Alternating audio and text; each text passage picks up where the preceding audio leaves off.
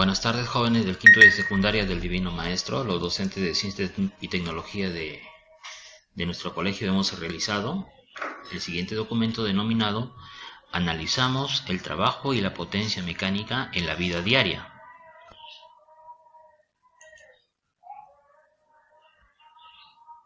Situación significativa. En nuestra vida diaria utilizamos la energía, por ejemplo, cuando realizamos esfuerzo para mover objetos, cuando caminamos, corremos, hacemos deporte, etc. Todas estas acciones requieren de una transformación de la energía. Entendemos por trabajo mecánico a la facultad que tienen las fuerzas para generar movimiento, venciendo siempre una resistencia, sea esta una fuerza o bien la propia inercia de los cuerpos.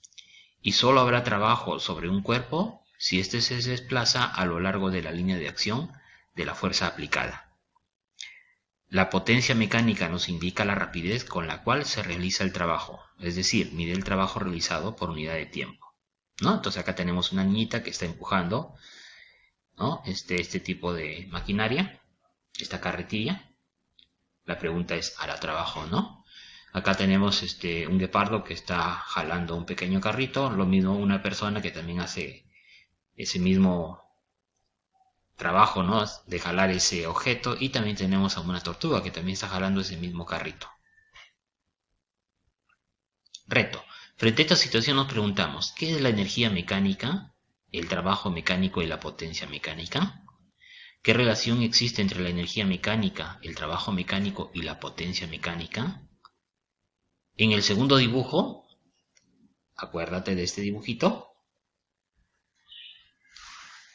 En el segundo dibujo de la diapositiva anterior, ¿quién realiza mayor trabajo y mayor potencia? ¿El guepardo, el hombre o la tortuga? ¿Por qué? Entonces, respondemos mentalmente estas preguntas y continuamos con nuestra clase. Propósito. Evalúa las implicancias del trabajo y potencia mecánica en nuestra sociedad.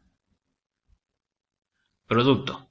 Elabora un mapa conceptual sobre el trabajo y potencia mecánica, dando ejemplo de sus usos en la vida cotidiana, así como de la energía mecánica. Competencia.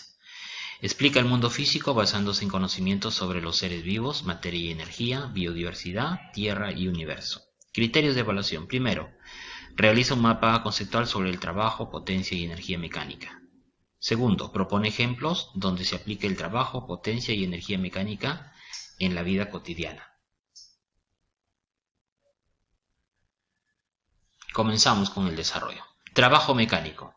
Muchas veces asociamos la palabra trabajo con alguna actividad que requiere algo de esfuerzo físico o intelectual, como mover un mueble, montar una bicicleta o leer. En física, el concepto de trabajo está asociado a la acción de una fuerza, como se observa acá, esta persona está empujando un auto, ¿no? A la acción de una fuerza sobre un objeto y al desplazamiento de este. O sea, si esta persona hace una fuerza y llega a moverlo, ¿no es cierto?, a ese objeto en esa dirección que él quería, entonces sí está haciendo un trabajo. Por más que aplique una fuerza y no lo llegue a mover, eso no es un trabajo. Por lo tanto, decimos que una o más fuerzas realizan trabajo mecánico cuando vencen la resistencia de otro agente y lo hacen mover de un punto hacia otro. Trabajo realizado por una fuerza constante. El concepto de trabajo mecánico es tan intuitivo como el de fuerza. Van de la mano. Por ejemplo, cuando una persona eleva un objeto, este niño, ¿no es cierto?, quiere elevar este grupo de papas, ¿no?, que se encuentra en esta especie de bolsa, ¿no? Ahí vamos a ver si realiza o no trabajo. Entonces, cuando una persona eleva un objeto pesado hasta determinada altura, se dice que ha realizado un trabajo, para el cual ha tenido que ejercer una fuerza de una magnitud determinada y ha hecho que se mueva determinada altura, ¿no?, una distancia, un desplazamiento. Por otro lado, si eleva el mismo objeto al doble de altura, se admite que ha realizado el doble de trabajo. El trabajo lo vamos a simbolizar con la letra W, ¿ya? Es un proceso de transferencia de energía mediante el cual se produce un desplazamiento. O sea, en el trabajo se gasta energía, ¿no?, para mover un objeto, determinado desplazamiento o distancia. El concepto de trabajo, sea de una fuerza constante o variable la que se aplique, se define de la siguiente forma. es una magnitud escalar, se refiere al trabajo mecánico, ¿ya? Igual al producto de la componente de la fuerza paralela al desplazamiento por el módulo del desplazamiento, ¿no? Ahorita lo vamos a explicar matemáticamente. Se realiza trabajo mecánico cuando transmitimos movimiento mecánico bajo la acción de una fuerza, ¿no? Entonces, ¿cómo lo representamos el trabajo matemáticamente? El trabajo, ¿no es cierto?, para desplazar un cuerpo, por ejemplo este bloque, desde el punto A al punto B, ¿no?, mediante la aplicación de una fuerza, no es otra cosa que la fuerza que se ha aplicado por el desplazamiento, ¿no?, o el cambio de posición si quieres. Pero ojo, siempre y cuando esa fuerza se haya aplicado en la misma dirección al desplazamiento. Pero en este caso tenemos que esta fuerza no tiene la misma dirección, ¿no? Hay un ángulo entre la horizontal y el vector de esa fuerza, y un ángulo teta. Entonces, la fórmula del trabajo sería la siguiente. La fuerza para hacer que un cuerpo vaya del punto A al punto B, perdón, el trabajo para que un cuerpo vaya del punto A al punto B aplicando una fuerza sería igual al módulo de esa fuerza multiplicado por el coseno de ese ángulo multiplicado por el desplazamiento. Las ecuaciones que hemos dado solo permiten calcular el trabajo de las fuerzas constantes, ¿no?, cuando la fuerza es constante, más no de aquellas fuerzas que son variables. En el sistema internacional, la unidad de fuerza se mide en newtons y el desplazamiento se mide en metros. Por lo tanto, las unidades de trabajo serían newton por metro, que no es otra cosa que el joules, las mismas unidades de la energía, pues. ¿Ya? Entonces, un joule equivale a un newton por metro. Si bien en la definición de trabajo están involucradas dos cantidades vectoriales como son la fuerza y el desplazamiento, el trabajo realmente es una magnitud escalar. ¿Ya? Entonces, el trabajo también se puede calcular mediante un gráfico, ¿no? Vamos a graficar la fuerza en el eje vertical y en el eje horizontal vamos a ver el desplazamiento, ¿ya? Entonces, a ese gráfico le llamamos fuerza-posición, donde la fuerza es paralela al desplazamiento, recuerden eso. O si no, tenemos que descomponerlo según el ángulo, ¿no?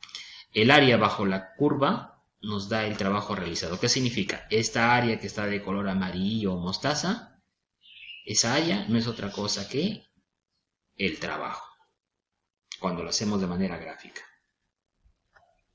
Fuerzas que no realizan trabajo, ¿no? Parece algo no posible de creer, pero existen a veces fuerzas que realmente no están haciendo trabajo. Cuando una fuerza no realiza desplazamiento, su trabajo es nulo, es cero, por lo tanto no realiza trabajo. Estas fuerzas son perpendiculares al desplazamiento. Por ejemplo, este bloque lo quiero pasar desde este punto hacia este punto, pero si yo aplico las fuerzas verticales al desplazamiento, entonces simplemente esas fuerzas verticales no están realizando trabajo alguno, ¿ya? ¿Por qué? Los podemos ver por fórmula, miren, el trabajo sería la fuerza por el desplazamiento, por el ángulo, ¿no?, entre la vertical y la fuerza. El ángulo entre la vertical y el ángulo entre la fuerza y el eje del desplazamiento, en este caso es el eje horizontal, es 90 grados. Y nosotros sabemos que el coseno de 90 es 0 grados. Lo mismo también sería para el coseno de 270.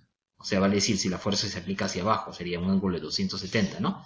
Y el coseno de ese ángulo sería 0. Por lo tanto, el trabajo en esta fórmula me va a dar igual el valor de 0. ¿Ya? Entonces, por ejemplo, acá miren, este peso, ¿no?, y este automóvil se mueve, no sé, o este camión está cargando ese peso y se mueve, ¿no es cierto?, hacia la derecha. El peso, como está, ¿no es cierto?, perpendicular al desplazamiento, simplemente el peso no ejerce ningún trabajo. Lo mismo sucede con la fuerza normal. Miren, acá tenemos un automóvil que está, ¿no es cierto?, en una inclinación bajando. Y la fuerza normal hemos dicho que es una fuerza perpendicular, ¿no es cierto?, entre dos superficies, como se observa acá. Y el plano de desplazamiento es horizontal a la fuerza normal. Por lo tanto, la fuerza normal tampoco ejerce trabajo alguno. Trabajo de fuerzas opuestas al desplazamiento. ¿Ya? Vamos a ver cuál es el trabajo de aquellas fuerzas que se oponen al desplazamiento de un objeto. Cuando una fuerza es contraria al desplazamiento, en lugar de transferir energía, la absorbe. Entonces se dice que la fuerza hace un trabajo resistor, ¿no? Es como una resistencia, ¿no? Ahí el valor del trabajo realmente va a tener un resultado negativo. Ahorita lo vamos a ver. Un ejemplo es el trabajo de la fuerza de rozamiento, ¿no? Nosotros sabemos que el rozamiento es una fuerza que se opone al movimiento, es una fuerza contraria. Cuando una fuerza se desliza sobre una superficie rugosa, la fuerza de rozamiento es opuesta al desplazamiento y hace un trabajo resistor.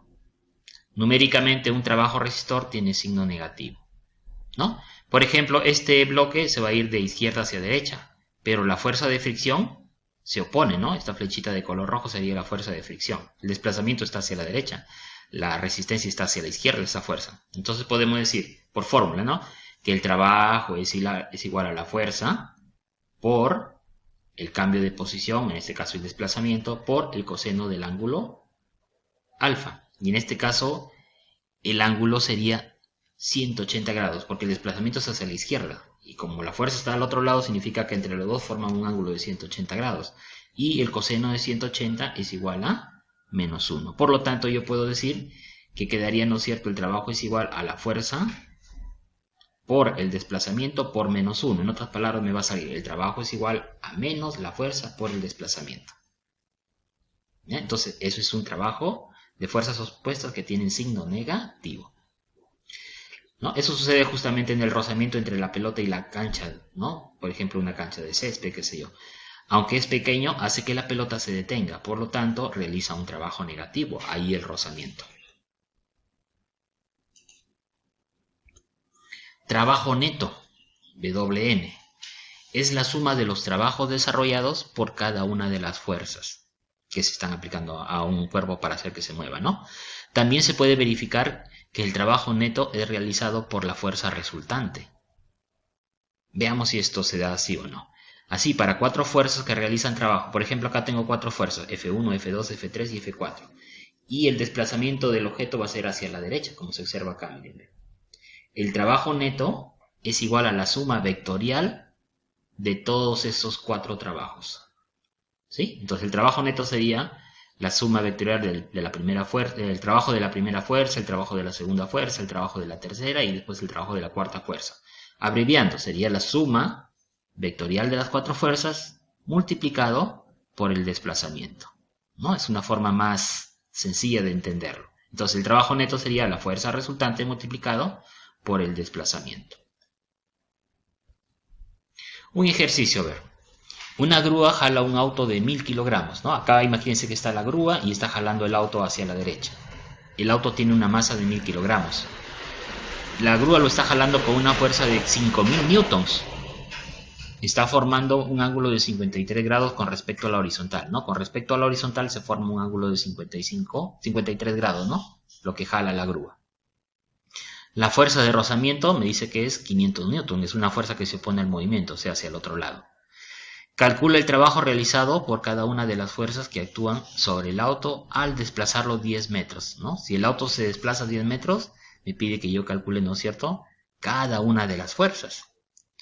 Entonces, ¿qué debemos de hacer?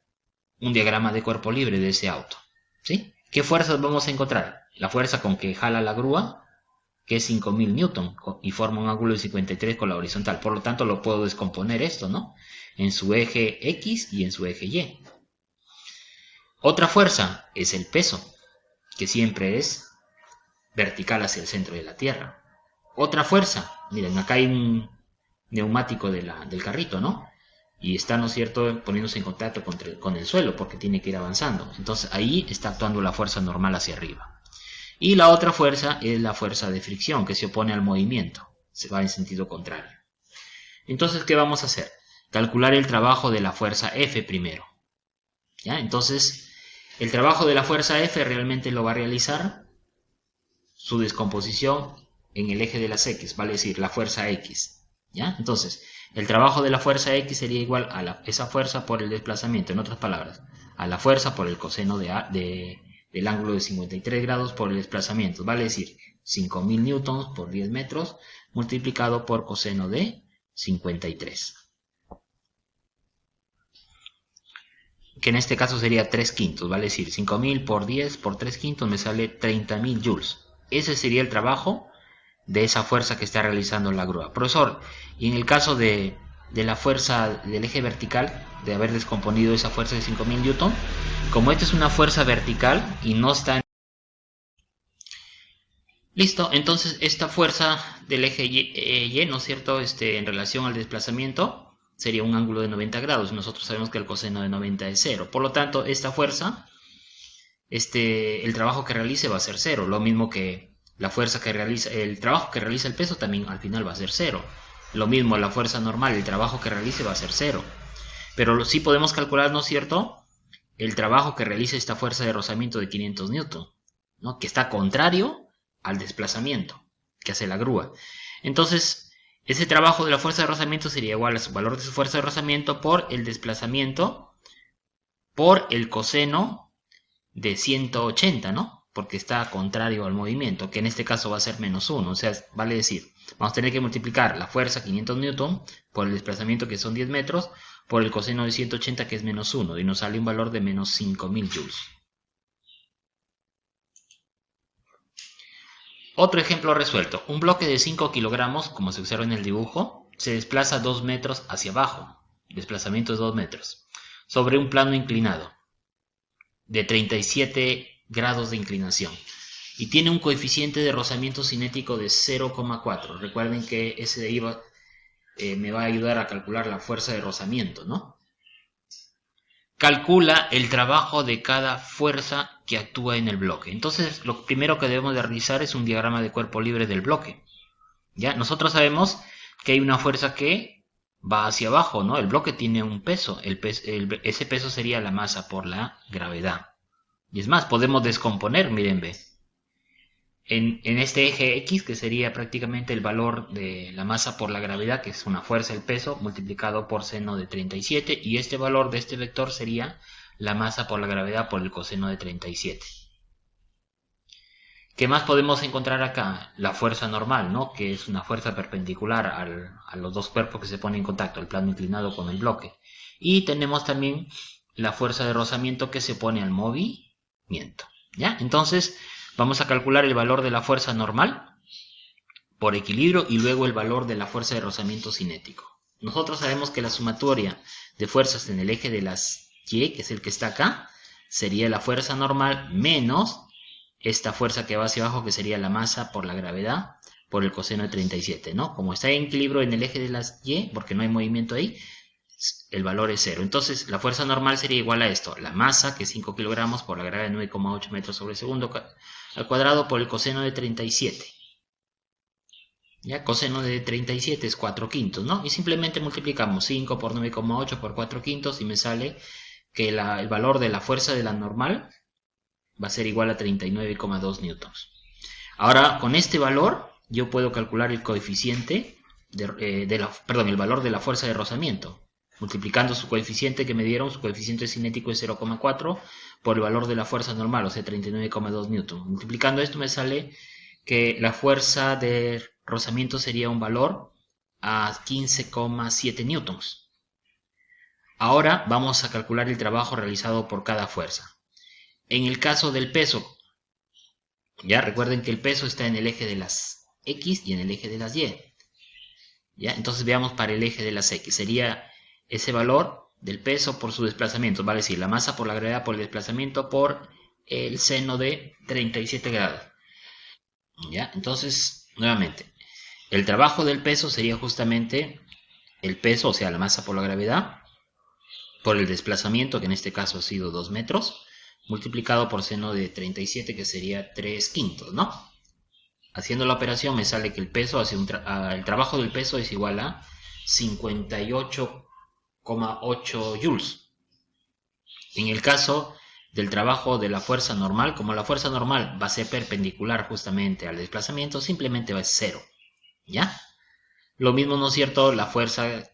Esta fuerza de acá, que es la masa por la gravedad por el coseno de 37, también va a ser 0, o sea, no me molesto en calcularlo. En el caso del trabajo de la fuerza de rozamiento, sería la fuerza de rozamiento por el desplazamiento, pero con signo negativo, porque es contrario, ¿no? Sería coseno de 180, que es menos 1, en otras palabras. O sea, el valor sería 15,7 newtons por 2 metros por menos 1, y me sale un valor de menos 31,4 joules. Ese es el trabajo de la fuerza de rozamiento.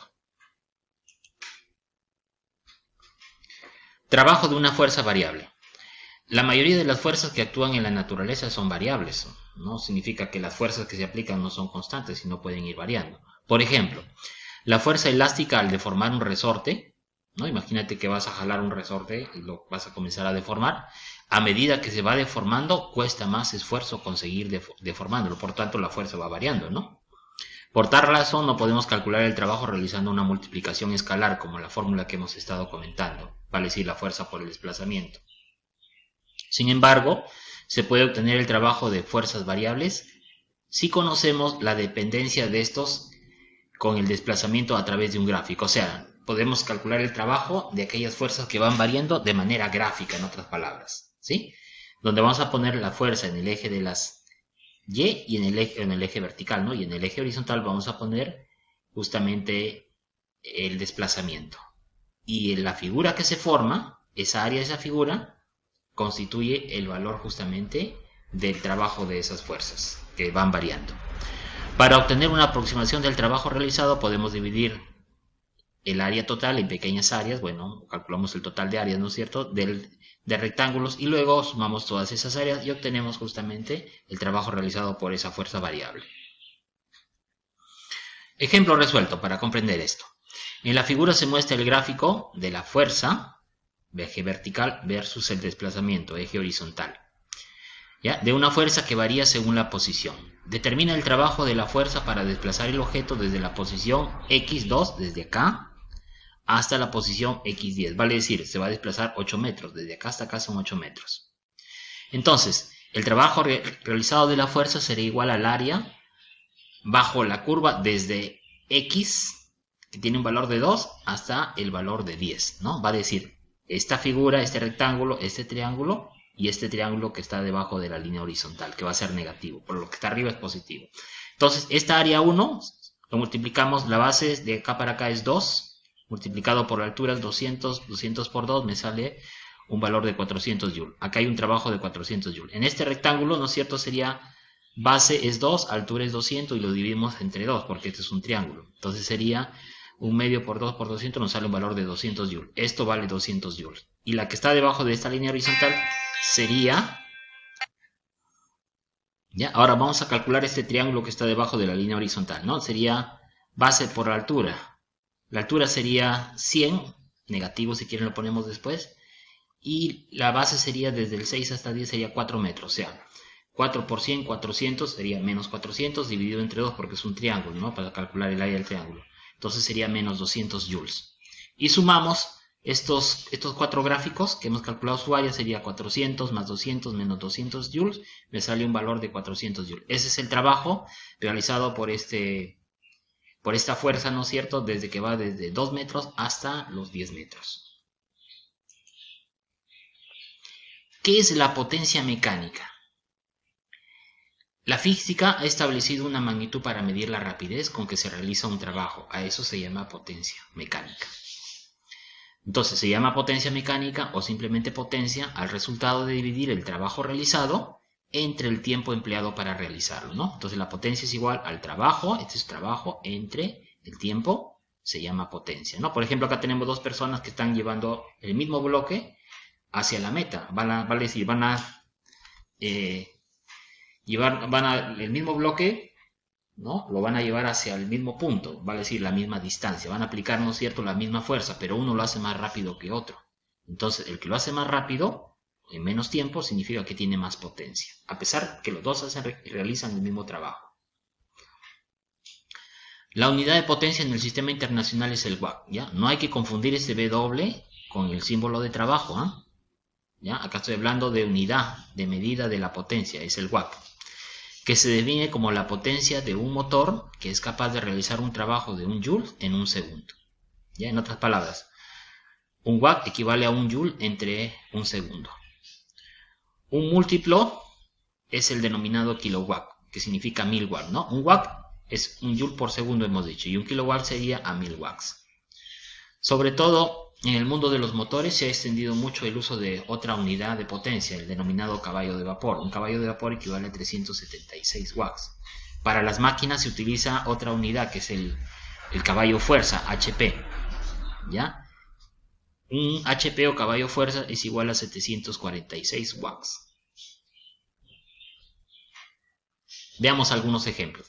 Acá tenemos las potencias en watts y en caballo vapor de diferentes actividades, ¿no? La potencia muscular, mírame, 200 watts. Potencia media de un caballo es de 336 watts. Una grúa son 30.000 watts. Un motor de auto son 73.600 watts. Un motor de camión son 220.000 watts. Un motor Fórmula 1 son 1.660.000 watts. Una locomotora va desde 740.000 watts a 6 millones de watts. Un motor de avión, 15 millones de watts. Una lanzadera espacial es como decir 15.000 millones de watts, ¿no? Entonces vamos viendo que estos de acá cada vez van utilizando más potencia para que puedan funcionar. Potencia y trabajo.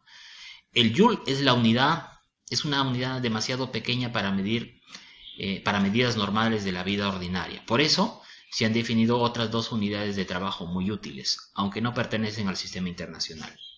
Uno de ellos es el watt-hora, que es el trabajo que realiza una máquina de 1 watt de potencia trabajando durante una hora, ¿no? Recuerden que una hora equivale a 3.600 segundos. La equivalencia entre el watt por hora y el joule es el siguiente, ¿ya? Recuerden que este W significa trabajo. El trabajo es la potencia por el tiempo, ¿eh? ¿Ya? Entonces, esto equivale, ¿no es cierto?, a 1 watt por... Recuerden que la potencia es 1 watt por el tiempo, que sería 3.600 segundos. Eso equivale, ¿no es cierto? En otras palabras, 1 watt por hora equivale a 3.600 joules, ¿ya? Ahí lo dice, 1 watt por hora equivale a 3.600 joules. Otra unidad que se emplea para medir el trabajo es el kilowatt hora también, ¿ya? Ese es el trabajo que realiza una máquina de 1 kilowatt de potencia trabajando durante una hora. O sea, 1 kilowatt por hora equivale a 1.000 watt por hora. En otras palabras, 1 kilowatt por hora equivale a 3.600.000 joules. Son equivalencias, ¿no?, para máquinas más potentes, o que realizan más trabajo, mejor dicho. Potencia y velocidad. En ocasiones es útil expresar la potencia del motor de un automóvil en función de la velocidad a la que éste se desplaza. Los siguientes cálculos se refieren a un movimiento uniforme. Nosotros sabemos que la potencia es el trabajo entre el tiempo, pero nosotros sabemos que el trabajo es la fuerza por el desplazamiento. El desplazamiento, ¿no?, es una longitud. Ese desplazamiento entre el tiempo no es otra cosa que la velocidad. Por lo tanto, la potencia va a ser igual a la fuerza por la velocidad, ¿ya? Es otra fórmula que podemos deducir. La potencia es igual a la fuerza que tiene, ¿no es cierto?, por ejemplo, un vehículo por su velocidad. La velocidad debe ser constante en este caso. Es decir, podemos conocer la potencia a partir de la fuerza desarrollada y la velocidad a la que se desplaza ese automóvil. Rendimiento. Ya lo vamos a representar con la letra N, ¿no? Aunque algunos representan también con la letra R, eso depende de autores. Hay que distinguir entre potencia teórica, lo que nos dice teóricamente, y la potencia útil, lo que realmente sucede. La potencia útil realmente es mucho menor a la potencia teórica, pero la potencia teórica no puede ser menor a la potencia útil. El rendimiento de un motor indica la relación entre la potencia útil y la potencia teórica. Se expresa en términos de tanto por ciento. Por ejemplo, el rendimiento de ese motor podría ser su potencia útil entre su potencia teórica multiplicado por 100%. ¿Ya? Esa potencia teórica también le podemos llamar, si quieren, potencia entregada, ¿no? En teoría, tanto de energía o potencia se le da a un motor, que no es otra cosa que la suma de su potencia útil, o sea, lo que realmente trabaja, más la potencia perdida, ¿no? Porque un motor, tú le das, ¿no es cierto?, tanto de potencia, pero trabaja a determinada capacidad y el resto simplemente se pierde.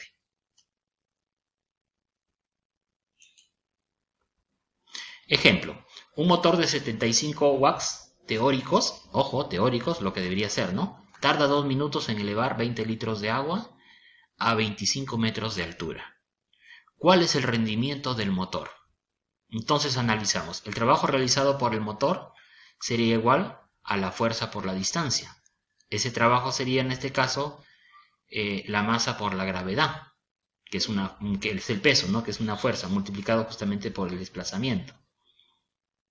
¿Ya? Si bien es cierto, no me están dando en el problema, por ejemplo, la masa del cuerpo que se va a subir o a elevar, pero sí me dan el volumen, que es 20 litros de agua, que equivalen aproximadamente a 20 kilogramos, ¿ya? O sea, la masa sería 20 kilogramos. Bueno, entonces asumimos que esos 20 litros de agua son los 20 kilogramos, ¿ya? Con esto ya podemos calcular justamente el trabajo producido por ese motor. A ver, entonces sería el trabajo es la masa, 20 kilogramos, por la gravedad, que sería 9,8 metros sobre segundo al cuadrado, o su equivalente, que es 9,8 newton sobre kilogramo, por la distancia, que es la altura, en este caso 25 metros. Y me sale un valor de 4.900 joules de trabajo. Entonces calculamos la potencia útil. La potencia sería en este caso el trabajo en función del tiempo, vale decir, los 4.900 joules entre los 2 minutos, que equivalen a 120 segundos. Me sale un valor de 40,8 watts. ¿Ya? Esta es la potencia. El rendimiento sería la relación entre la potencia útil, vale decir los 40,8 watts, entre la potencia teórica que me están dando en el dato, que son 75 watts. Hago la división, lo multiplico por 100% y me sale un valor de 54,4%. Ese es el rendimiento de esa máquina o de ese motor. Otro ejemplo resuelto. Un ascensor de 800 kilogramos accionado por un motor eléctrico puede transportar con seguridad una carga máxima de 200 kilogramos. ¿Qué potencia suministra el motor cuando el ascensor asciende con la carga máxima a una velocidad constante de valor igual a 3 metros sobre segundo? Entonces expresamos la potencia en términos de velocidad, ¿ya? La potencia es igual a el trabajo sobre el tiempo, ¿no? Y el trabajo es la fuerza por el desplazamiento. En otras palabras, el desplazamiento entre el tiempo no es otra cosa que la velocidad. Yo puedo decir que la potencia, por lo tanto, sería la fuerza por la velocidad.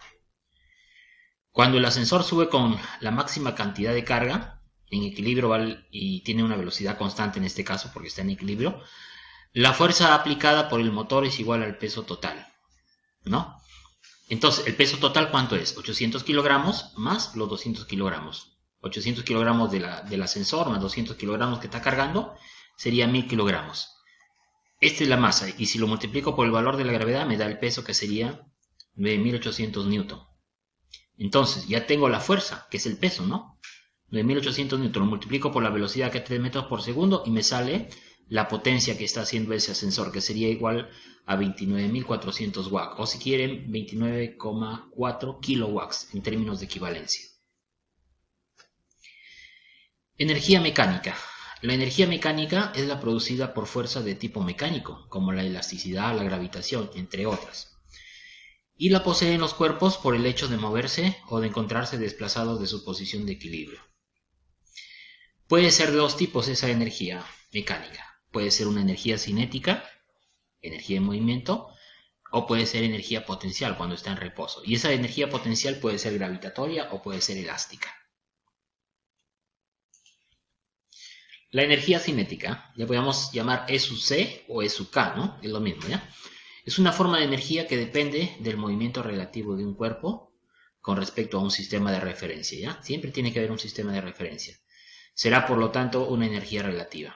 La energía cinética se representa como un medio de la masa por la velocidad al cuadrado que tiene justamente ese móvil que está en movimiento. En el caso de la energía potencial, es la energía de un objeto debido a su posición. En otras palabras, la energía potencial está asociada a la ubicación del objeto, puesto que necesita un trabajo para moverlo de una posición a otra. Existen diferentes formas de energía potencial. Las principales son la energía potencial gravitatoria, que depende de la gravedad y de la posición justamente del observador, y la energía potencial de un resorte, que es una energía potencial elástica. La energía potencial gravitatoria, vamos a llamar E sub P G, ¿ya? Es una forma de energía que depende de la posición de un cuerpo con respecto a un sistema de referencia.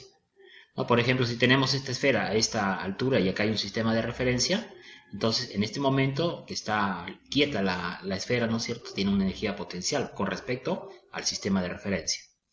Es decir, es aquel tipo de energía que posee un cuerpo debido a la altura a la cual se encuentra, con respecto al plano de referencia horizontal, considerado como arbitrario. Por lo tanto, podemos afirmar que es una energía también relativa. La energía potencial es igual a la masa que tiene el cuerpo por la gravedad por la altura. La energía potencial elástica, le vamos a llamar E sub P, E. Es aquella energía asociada a los materiales elásticos, por ejemplo resortes, cuando están estirados o cuando están comprimidos. La energía potencial del resorte es directamente proporcional al cuadrado de la elongación, ¿no? Por ejemplo, acá tenemos un resorte comprimido. Y cuando dejamos de comprimirlo, el resorte lógicamente ejerce una fuerza. Y hace que el resorte, en caso que esté llevando un cuerpo en un extremo, se desplace cierta distancia, ¿no? Entonces, la energía potencial elástica se calcula con la siguiente fórmula. Es igual a 1/2 de la constante de rigidez del resorte multiplicado por la elongación, que en este caso es una distancia, elevada al cuadrado de esa distancia. Ejemplo resuelto.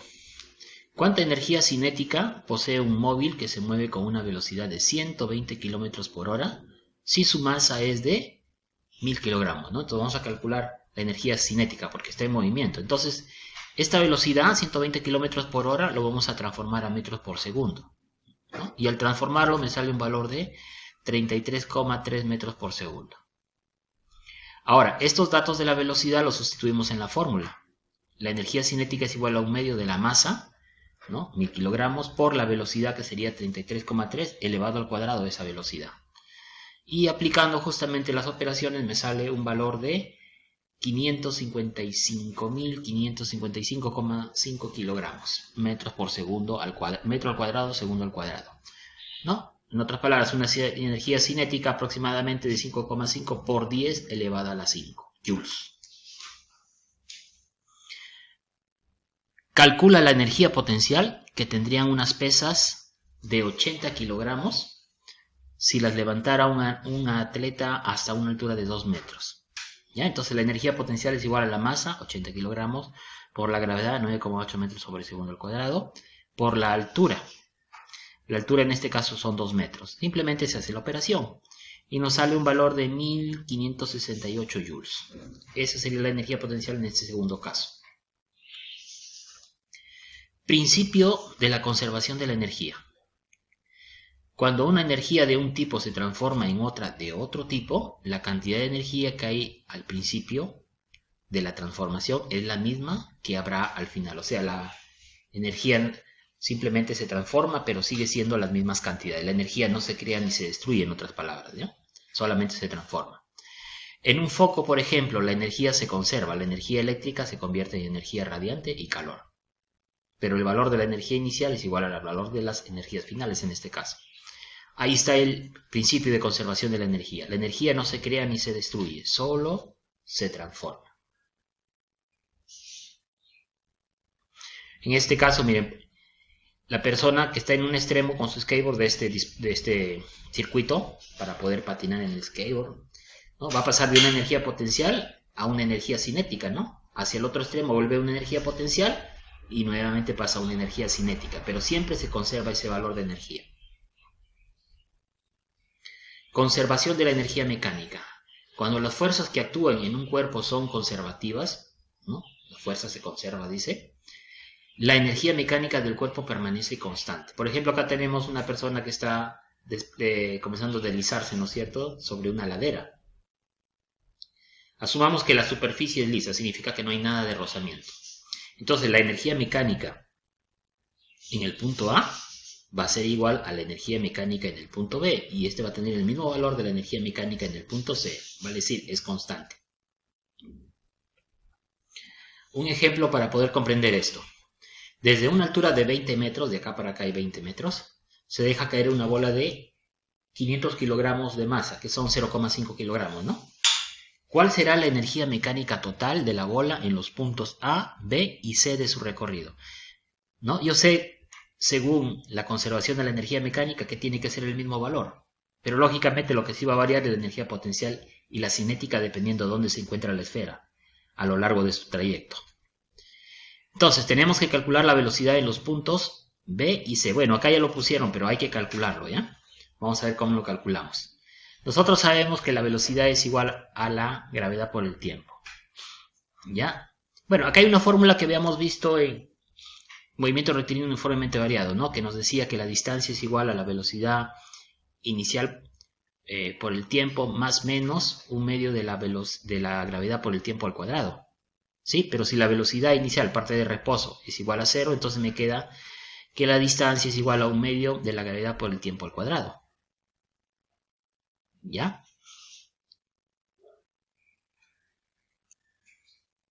A esa distancia le podemos llamar altura, ¿no? Entonces, yo sé también que la velocidad es igual a la gravedad por el tiempo. ¿Ya? Entonces, de acá yo puedo reemplazar este valor de la velocidad justamente acá donde dice... perdón, el tiempo despejando, el tiempo sería la velocidad entre la gravedad y este de acá lo puedo reemplazar acá en la fórmula. Me queda, ¿no es cierto?, que un medio es, perdón, que en el caso de la altura sería igual a un medio de la gravedad por la velocidad entre la gravedad, eso elevado al cuadrado, ¿no? Y de acá puedo despejar el valor de la velocidad. Despejando esto, me sale que la velocidad es igual a la raíz cuadrada de 2 veces la gravedad por la altura, ¿ya? Esta fórmula lo vamos a utilizar justamente para calcular la velocidad en el punto B y en el punto C. Ya nos vamos a dar cuenta. A ver, veamos. En el punto A tengo que su energía potencial es igual a la masa por la gravedad por la altura. La masa es 0,5 kilogramos de la esfera. Bueno, la gravedad es 9,8 newtons sobre kilogramos, que es su equivalencia. Y la altura de acá para acá son 20 metros. Y me sale, ¿no es cierto?, una energía potencial de 98 joules.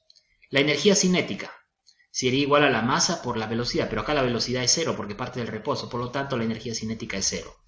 Recuerden que la energía mecánica es la suma de la energía potencial más la cinética, o sea, 98 más 0 me sale una energía mecánica de 98 joules. En el punto B, vamos a calcular la energía potencial, masa por gravedad por altura. La masa es 0,5 kilogramos, la gravedad es 9,8 newtons sobre kilogramo, y la altura, como ya ha avanzado 5 metros, simplemente la altura de acá para acá ya serían 15 metros, ¿no? Porque ya avanzó 5 metros, pues. Entonces me sale que la energía potencial sería 73,5 joules en ese momento. ¿Ya? Puedo calcular ahora sí la velocidad en el punto B. La velocidad en el punto B sería 2 por la gravedad por la altura, que en este caso, la altura recorrida, que en este caso sería 5 metros. Entonces me sale una velocidad de 9,9 metros sobre segundo.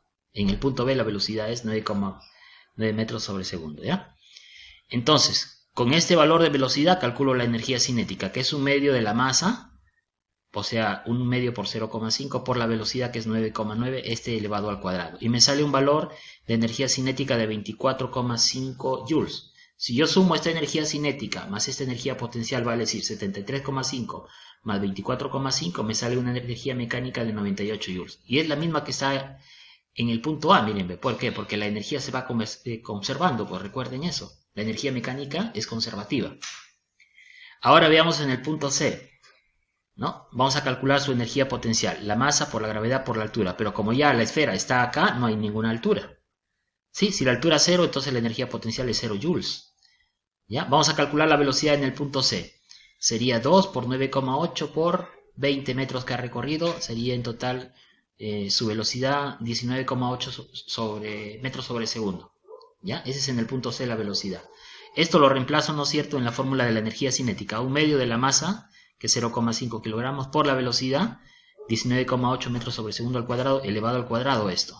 Y hago los cálculos y me sale que la energía cinética en el punto C es igual a 98 joules. Sumo la energía potencial, que es 0, más la energía cinética, que es 98, y me sale el total de la energía mecánica, que sería 98 joules. Si ustedes se dan cuenta, la energía es conservativa, la energía mecánica. Actividad. Elaboramos un mapa conceptual. Realiza un mapa conceptual sobre el trabajo, potencia y energía mecánica. Propone ejemplos donde se aplique el trabajo, la potencia y la energía mecánica en la vida cotidiana. Ticket de salida. ¿Qué es lo más importante que aprendiste en la clase de hoy? ¿Entendiste la clase de hoy? ¿Cómo lo sabes? ¿Qué preguntas tienes sobre la clase de hoy? Muchas gracias.